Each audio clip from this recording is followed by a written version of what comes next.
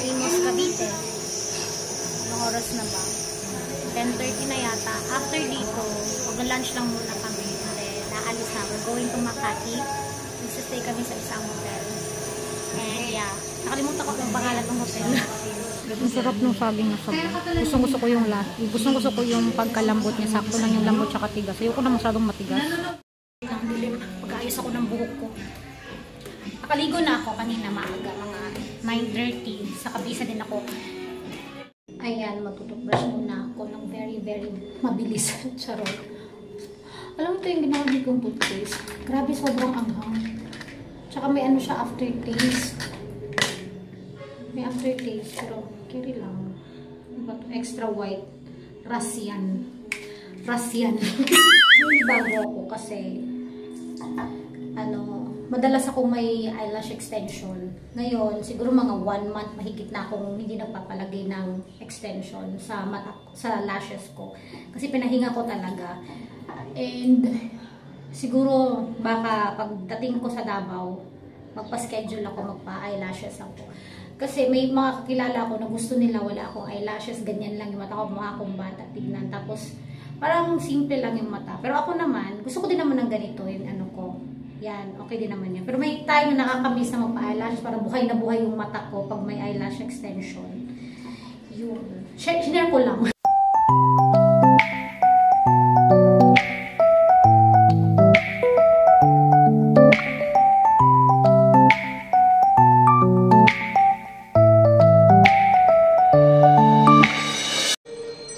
Kasi nakabihis na Charlotte and Rodel. Yes. Let's go na kasi 12 na pala, 12:30, 12:40. Yeah. Ito na naman yung dala ko. Yeah. Nasa 3rd floor kasi kami. Say hi to the vlog. Hi, boy! Dito na kami sa crop car. Wala na rin tayo. Naman ako mamimit din talaga. Kasi imimit ko sana doon sa morning kasi ang kailangan mo. My sisterette. Oo, tapos hapon Dito na. kami sa Skyway dumaan.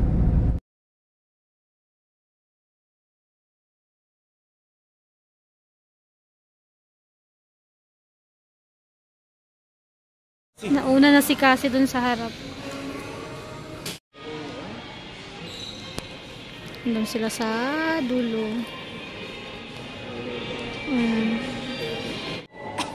Nandito lang kami ni Cassie sa waiting area.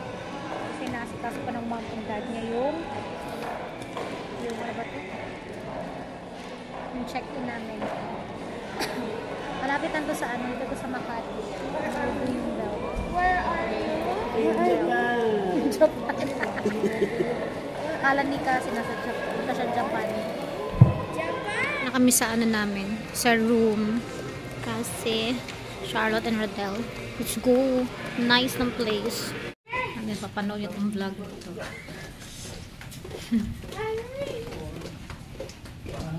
7:06 yung namin room.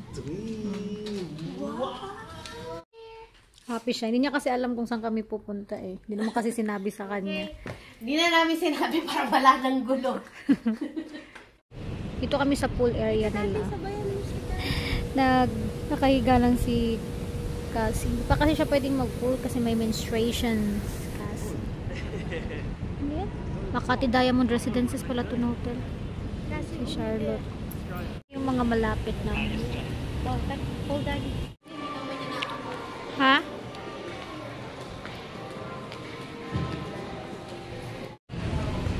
Ito yung malapit na na mall dito sa New World Hotel. So diyan kami kanina pumasok. And yeah.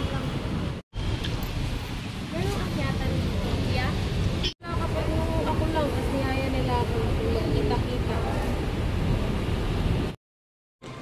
Ang daming magaganda dito, my God. Papasukin ko sana si Charlotte kung saan.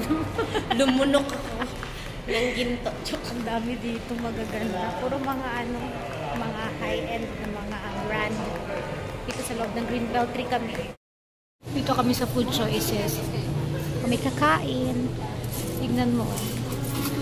Diba? Nice. Very simple. Andun si Cassie and yung daddy niya, Charlotte. Ito yung in-order ko.